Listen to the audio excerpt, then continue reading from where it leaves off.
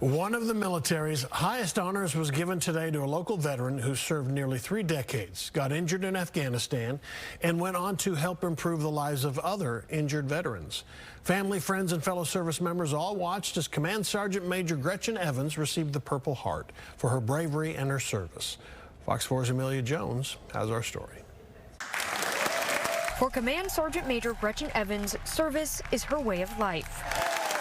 The North Texan spent 27 years on active duty for the U.S. military and worked her way up to become a non-commissioned officer. Then while serving in Afghanistan in 2006, she was injured in a rocket attack. A millisecond, everything changed for me. Evans suffered a traumatic brain injury and lost her hearing.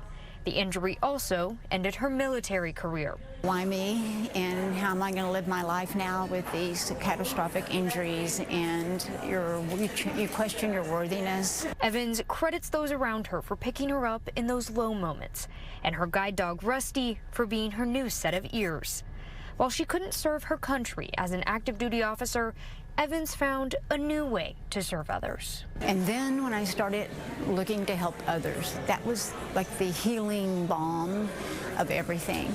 And when the focus came off of me onto others and how I could help them, then that's what really propelled me into an amazing life. A big part of that is Team Unbroken, an athletic team founded by Evans that's made up of adaptive athletes who take on challenges all over the world. And the reason we do the things we do, we go around, we do crazy races, we just climbed Kilimanjaro, is to show other people like us that something has happened to you, that it doesn't have to define who you are or what you can accomplish. On Monday, at a small ceremony in Westlake, Evans celebrated a new accomplishment.